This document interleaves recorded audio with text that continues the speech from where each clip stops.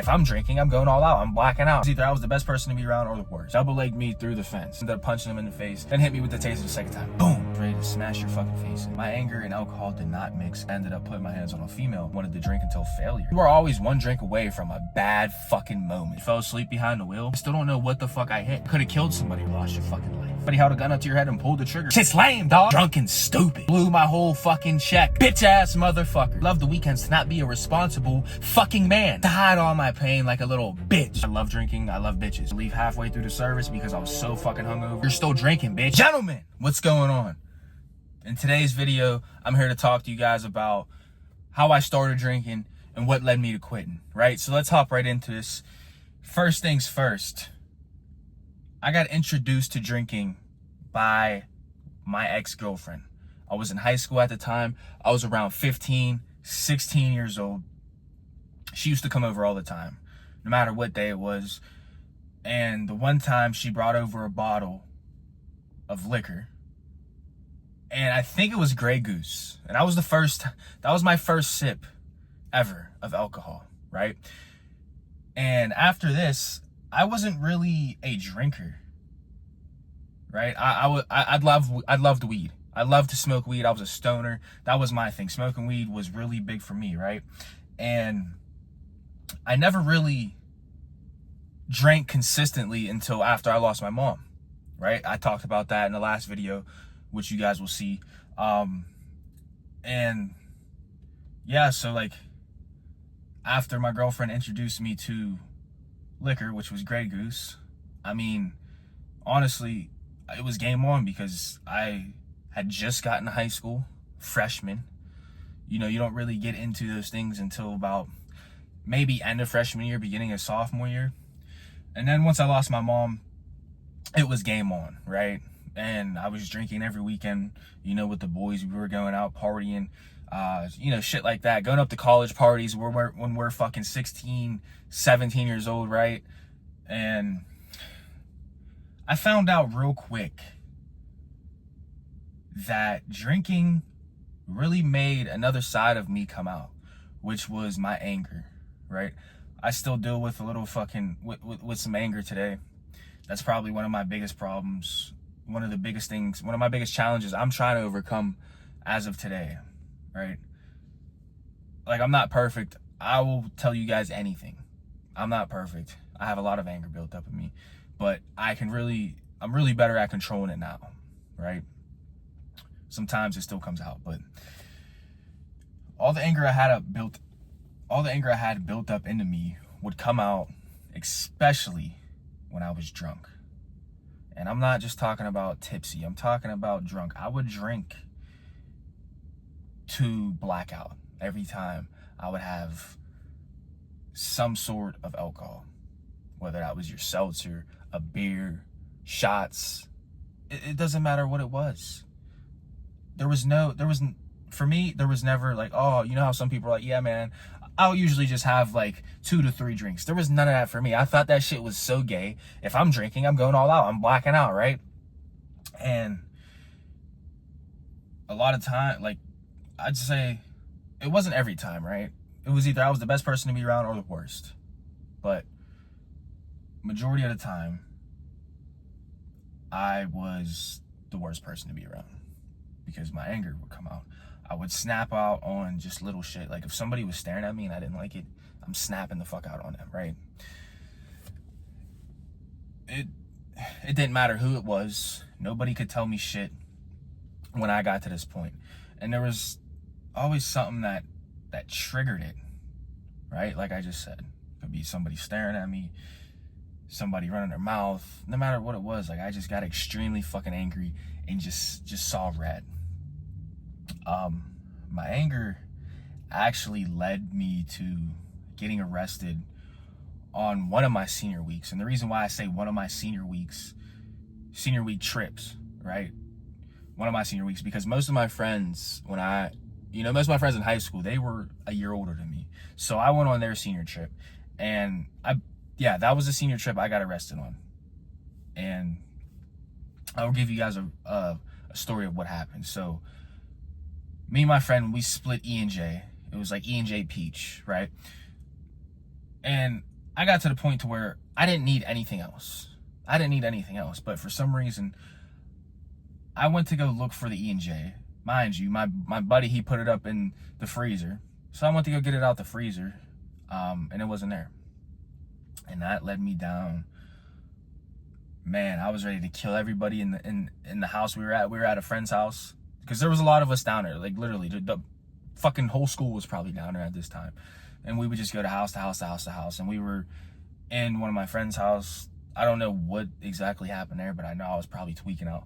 I left because my buddy had left to go to somebody else's house. I left and I literally walked to probably almost every friend's house that was down there to find this motherfucker so I could get my E&J. And good for him for just taking that bottle because he probably knew I didn't need more, right? But I went to one friend's house, he wasn't there. And then I went down the street a little more and he was there. And that's when all hell broke loose. I started snapping out. And I actually got in a fight with my other friend who was there. Not the one who stole the bottle. I'm not even going to say stole. Not the one who took the bottle in the first place. But the other one who was with him, right? You know, I walk up on the stairs because they're chilling up on the stairs. They're just like hanging off the balcony, right? And I actually just start running my mouth, you know, like, where's the fucking bottle? You know, that type of thing. You guys know how that shit goes. And I guess my other buddy, he was a wrestler, straight dog. He was really good at wrestling. He actually probably just had enough of my shit. And he actually he speared me. Or I'm just going to say he shot a double leg on me and put me through the fence. And the fence, like so there were stairs. Like there's stairs going up one way and then it turns, right? And we were on that platform where it turns. He fucking double-legged me through the fence. And after that, I was fucking hot. I wanted to fight him one-on-one. I'm like, let's fight me one-on-one, bitch. Fight me one-on-one, bitch. And I just kept going. And then I ended up punching him in the face. And somebody ended up calling the cops. The cops came. I think I tried running. Well, actually, I did. It's not a thing. I tried running. And I was out of there, right? These motherfuckers were on bikes. They were on foot, whatever. And I actually came to a dead end. And since I resisted, they hit me with the taser. Boom. First time hit me with the taser. Didn't do nothing. Then hit me with the taser the second time. Boom. And I fell face first, hit the ground. Completely sobered me up, by the way. If you guys ever want to know how it is getting tased while you're drunk, completely sobered me up as soon as that second one hit and I hit the ground. And I told the cop, I'm like, that kind of fucking hurt. And, you know, they took me, put me back in a police van and took me down to wherever the fucking station was. We were in Ocean City, by the way, and I ended up staying the night in jail. And the funny thing is, like, every single person that I was with down there, most of them, we all went to jail for some reason. I don't know why, but yeah, stayed the night in jail, didn't like it, and that gave me kind of a hint of like what being in jail would actually be. It's nowhere near like that, but it was a terrible experience, and I never wanted to go back. So yeah, from that point forward, I was like, fuck that. I'm no longer gonna lash out on people and get in trouble or drink to a point to where I'm blacked out. And of course, I completely just didn't listen to my own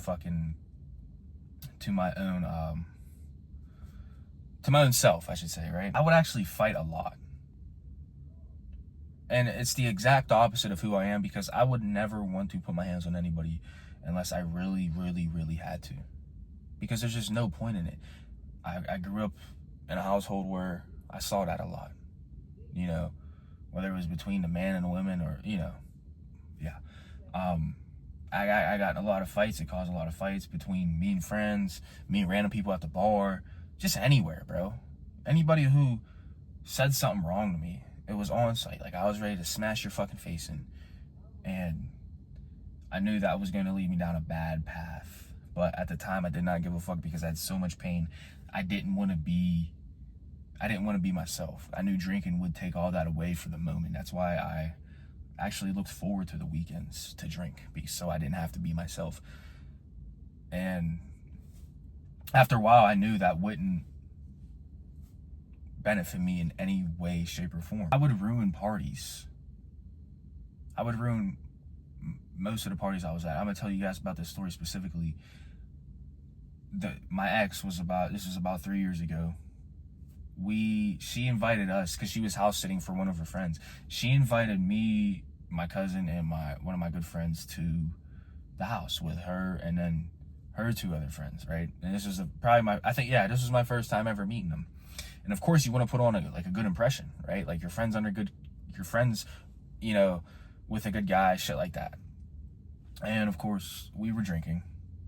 It was like we had a good time for the most of the night, I should say. And then I got to a point to where, you know, snap of the finger, I ended up drinking to the point to where I wasn't even myself, and I guess I ended up lashing out, because I honestly don't even know, because I really don't remember what the fuck I was lashing out about. Like, anytime I had a fucking episode like that, I don't really remember it, because I was just so fucking drunk. But I do remember me crying. Like, I was white girl drunk at this point, guys. I remember my girl at the time went in the bathroom, and I followed her in the bathroom, and I just sat there and started bawling my eyes out, and I don't even remember what was said, but it was to that point. And all I remember is waking up the morning after and knowing I had just fucked up. Like, you just had that feeling of regret. I broke her friend's house's door handle, because I guess I was trying to rip it open because I wanted to leave and go home. But my cousin, who was there at the time, thank God, took my car keys. He was probably the only motherfucker who could ever take anything from me while I'm that drunk. Because for some reason, I always knew it was him. When I was that drunk, I always knew it was him, and I always knew not to even try to take it that far. That's how that night went, and her friends didn't like me after that. Of course, I wouldn't like myself either, right? You invite me over to have a good time, and I completely fucking just destroyed it. And I did this on multiple occasions. I remember another time, the first time down in Ocean City, my first time, like I said, I went on my friend's senior trip. I actually ended up ruining the whole party because I got mad about something, don't remember what it was, and I actually got a knife from the kitchen and held everybody hostage in the fucking house. Because I had too much to drink. Me and alcohol did not mix well. Also, like, it just brought out the worst version in me, right? This was a New Year's Eve party, actually, for like 2021 maybe. I don't really remember what year it was, but before I went to the New Year's Eve party, me and my friends, we always like to pregame. I bought 3 bottles of wine because 2 other people said they wanted bottles, right? And they ended up telling me, oh, never mind, I don't need them. So here I am with 3 bottles of wine. They were the Barefoot White Moscato bullshit. So I'm like, fuck it, man. What am I going to do? Just wait, let them go to waste? And I think before I even left my house, I finished the first bottle. And I was, you know how wine drunk's different. And I was completely just fucking smashed. Then I went to my friend's house, but I was still conscious at this time. I went to my friend's house, you know, we smoked some woods. And I opened up that second bottle. I actually ended up breaking it and dropping the cork into the wine bottle. And I drank about half of that. And we finally leave for the party. And by the time we get to the party, I think I done fucking finished that second bottle of wine. So at this point, it's just like, does this motherfucker want to die? Like, he's on the verge of fucking dying, right? We're about to have to run this motherfucker to the hospital. But somehow I still remember, like, very little, like, like cuts, I should say, right? Like little snippets of the party. That's how I look at it in my head.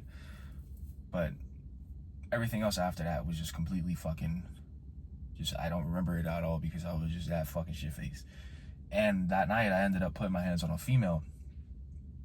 And that started the whole thing. That ruined the party after that. Like, everybody got kicked out. Obviously me. I fucking ended up getting in a fight with a few other people there. I remember I ended up punching the brick wall because I was so mad. My hand's still fucked up to this day from it. My aunt came to get me, ended up cussing her out and just walking home to her house. She actually came to get me to go to her house, but I ended up just motherfucking her and walking across the bridge and then going to her house. And it was about the walk, I'd say, probably about 30 minutes, bro, from where I was at. And I woke up the next day, hand and wrist were just fucking smashed up. It was hurting so fucking bad. That's actually what woke me up. And I woke up, I had like a fucking splinter on and shit like that. Didn't remember really what happened. Had a few people text me, hey man, like you put your hands on this female. And that made me realize, like, dude, you gotta really chill out with this shit. But of course, I still didn't learn my lesson, and I still drank for a few years after that happened. I had no control over myself every time I drank, because every time I drank, I wanted to drink until failure. There was never a point where I was like, oh man, yeah, I'm just gonna have 2 to 3 drinks tonight. It was always, yeah, I'm gonna get fucking smashed and not be myself, and then sit in a big pile of regret the next fucking day. And that is not the way. Like, alcohol, just because I didn't really know how to handle my alcohol, there's always people like, oh yeah, man, I can control myself. It doesn't matter. The whole point is you are always one drink away from a bad fucking moment, from your life taking a bad turn. So just cut the shit out while you fucking can. I would drive under the influence. I remember this one time specifically, I drove up to a fucking college party. Me and my friend, we were drinking on the way there. It was a Fireball, to be exact. And we get there. Of course, we drink some more. They're all smoking. I quit smoking by this point, and I get secondhand high, fucking drink some more. I get to the point to where I feel fucking sick. So I'm like, fuck this. I'm gonna go to fuck home before I throw up in this fucking person's place. And mind you, I'm about to fucking black out. Getting ready to fucking black out, and I decided to drive home. Left my buddy there. He didn't even know I left. I just fucking left, right? And I remember on the way home, mind you, I have an hour drive home, and I'm driving drunk as hell. I don't really remember the drive home, but I do remember this moment. I actually fell asleep behind the wheel, and I woke up as soon as I hit the guardrail. I don't know if it was a guardrail. I don't know if somebody's mailbox. I don't know if it was a fucking deer. To this day, I still don't know what the fuck I hit. Thank God I didn't kill it. I could have killed somebody, right? And that's why I always say you're always one drink away from something bad happening. And once again, I told myself I'm going to fucking quit. I still didn't quit. It took me a few months to quit after that. And I was just heading down a bad fucking road because I was doing whatever the fuck I wanted while I was drunk, driving, fighting, putting my own self at risk, putting others at risk, holding motherfuckers hostage with a knife. It was just real bad. It was getting real bad for me. And I knew sooner or later I had to fucking stop.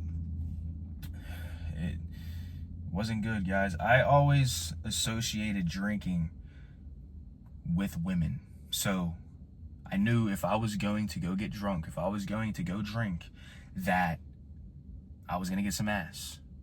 That was my thing, drinking and ass. Yeah, I said it. Yeah. What? Yeah, I fucking said it. Drinking and ass. That was my thing. I loved it. I fucking loved it. I would go to bars. I'd get all types of numbers. I'd talk to fucking MILFs. I'd talk to younger women. It doesn't matter. It was just fucking random bitches. And it's like, bro, you don't know if this bitch got something. You don't even know this bitch. You just met her tonight and you're going home with him. And that could have led me down a bad path. I could have ended up with some fucking bullshit, right?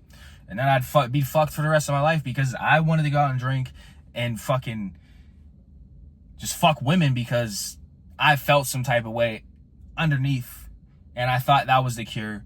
But that's never the fucking cure. The negative shit is never the fucking cure. So don't do that. That's why I'm telling you guys this, because that shit don't work. So understand. Waste of time.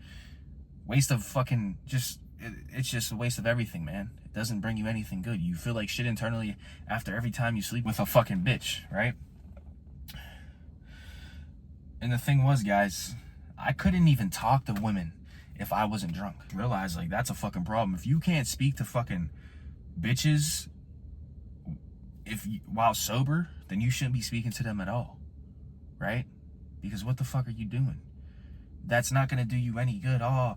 And I see this is a problem because most men are like this. They're not going to talk to no female, ask for their number, anything. Like, if they find somebody attractive, they're just going to let them walk by because they don't have no type of confidence unless they have some type of liquor in them. And that's not the way, bro, because you're only going to attract the type of women you are, right? I was attracting the type of women who I didn't even want. And I didn't understand that That was happening because I wasn't who the fuck I wanted to be. I was a piece of shit. I'm not saying I was attracting piece of shit women, but they had the same exact qualities as me, right?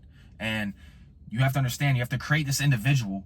You have to create that man you admire. And then guess what? You will attract that same type of motherfucking bitch. That same type of women you will attract once you create exactly who the fuck you want to be, or work towards who the fuck you want to be. You'll find a woman who's working towards exactly who the fuck she wants to be, because that's who the fuck I have right now, right? I'm working towards who the fuck I want to be, and she's doing the same thing, right? I be at my desk, she be at her desk, right? Like it's just fucking crazy. It's crazy.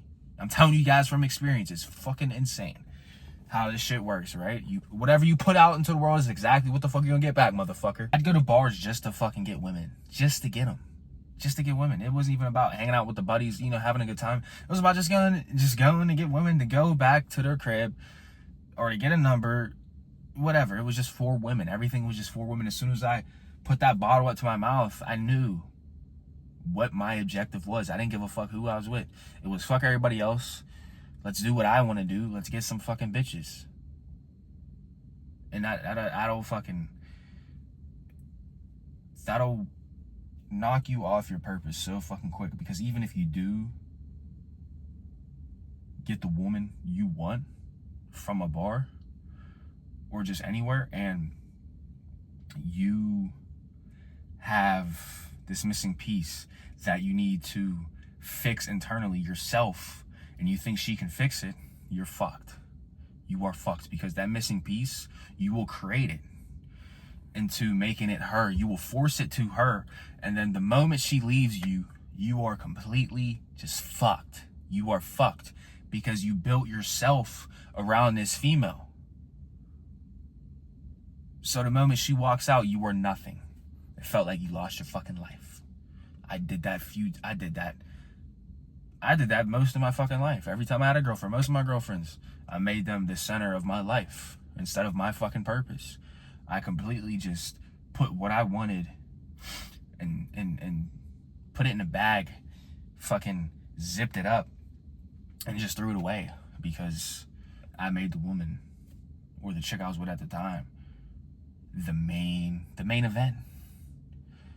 And that wasted so much time. It wasted so much of my fucking potential. But it doesn't matter, because we're on fucking track now and we learn from our mistakes. That's the whole point of failing, so you can fucking learn. School teaches you that failing is the worst thing on this fucking earth. But guys, you have to fail to fucking grow. You have to fail so you can learn. Learning, or failing, I should say, you should want to fail all the fucking time so you can learn. Grow, right?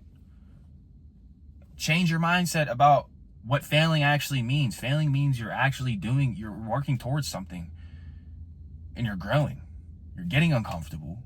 That's all that shit means. Fuck, like, I be trying to tell my girl when she's tripping over grades in school, I'm like, you have to understand that when you fail, not that she failed, but when you get a question wrong, let's just use that as an example. When you get a question wrong, that's just an opportunity to fucking learn, right? That's all that is. So stop looking at it like you're losing your fucking life. Like somebody held a gun up to your head and pulled the trigger. That's how they be looking at it. That's how she be looking at it.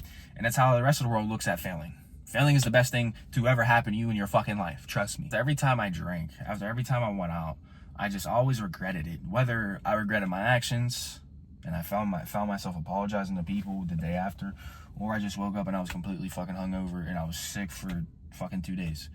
And I fucking just completely didn't take into account that 2 days of my life were just gone because I was hungover and I was sick. I was off mentally, I was off physically, I was off spiritually. It takes more than just the baseline shit that you guys think drinking takes away from you. Some people don't even think drinking takes anything away from them. All they care about is that they had fun the night before and that they kissed a bitch on the cheek, right? That shit's lame, dog. I'm trying to tell you, that shit's lame. Stop it before it's too late. Before it's too fucking late. I'm glad I can get on here and tell you guys from my experience that shit is just garbage. It's a waste of time. The whole reason you're here is to live your fucking purpose. God put us here to live our fucking purpose and to complete our mission. So keep that in the back of your head. I'm not saying don't go out and have fun, but you don't need to drink. drop that shit. Because what the fuck are you getting from it? Nothing. It's not giving you anything. Go pick up a fucking dumbbell, bitch. Put that bottle down and pick up a dumbbell, bitch. How about that? But anyway, I regretted every fucking day that I drank because it made me feel like shit and I missed time of my life. Right? I remember this one time where I went home, I was so fucking drunk and I'm sleeping and then I just wake up because I got so sick in my sleep that I just threw up. And I don't even remember doing that, right? I really don't remember doing that. But I know I did it because I woke up in the AM, or when it was daylight out, I should say, because I didn't get home till fucking 4 or 5, but I woke up when it was daylight out and I had fucking throw up all over my floor and I had to clean it up. And I mean, it was a lot. I used to go to Sheetz after every time I drank. Got this big ass fucking burrito about this big, guys, and I'd fucking annihilate it. And then I'd always throw that shit up. I don't know why I kept doing that. I was dumb. Dumb, drunk motherfucker. Just drunk and stupid.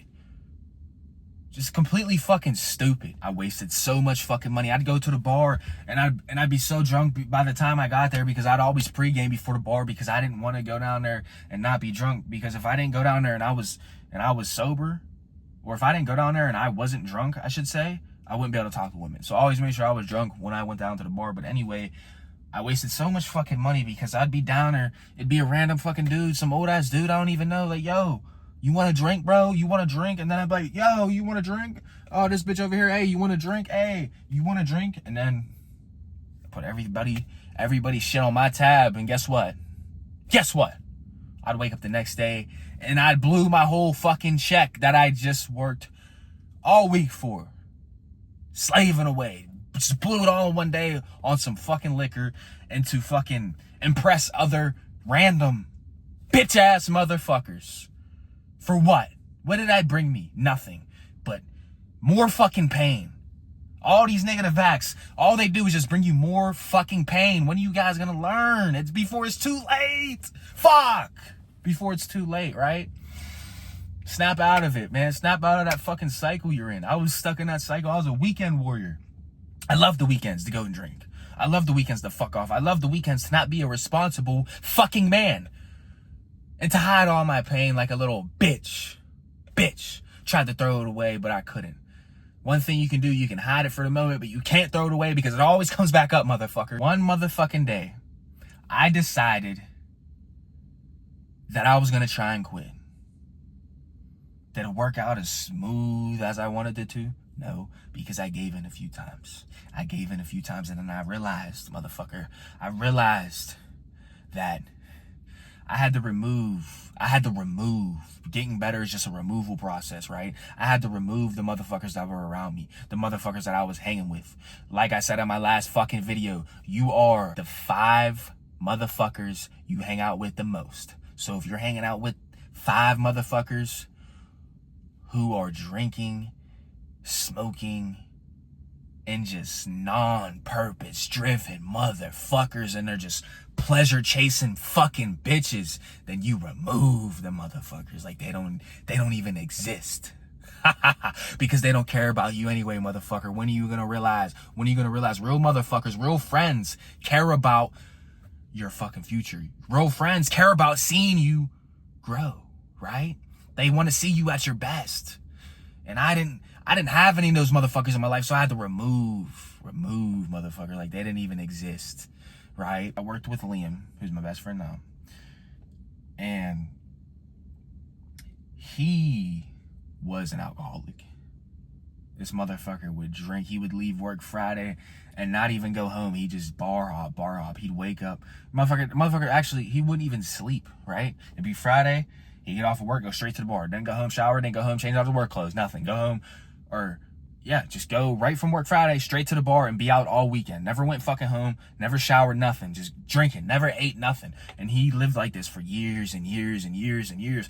And then his friend got out of prison and he decided that he needed to stop or else he was gonna end up dead or in fucking jail because he was just like me or even fucking worse. But I don't think nobody was worse than me, motherfucker. I'm the worst there is. But he decided he wanted to make a change and stop drinking because he knew what the end outcome would fucking be, which isn't good.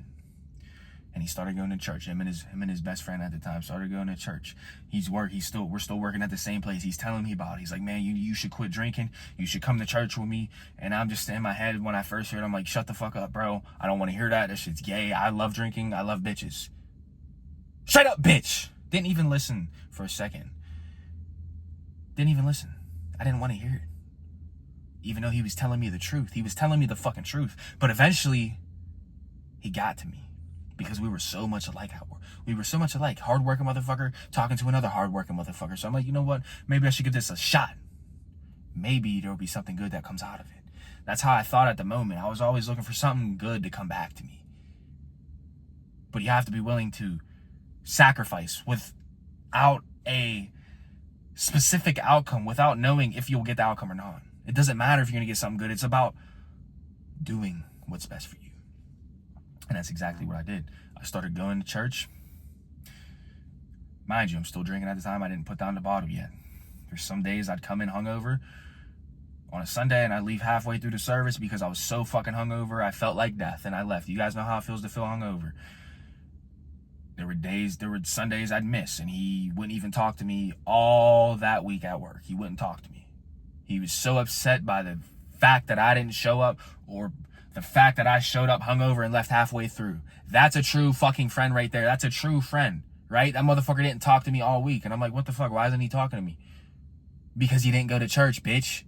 Because you're still drinking, bitch. You're still half committed, right? You got 1 foot in, 1 foot out, motherfucker. You're a half-assing motherfucker. That's why he's not talking to you. That's a real fucking friend.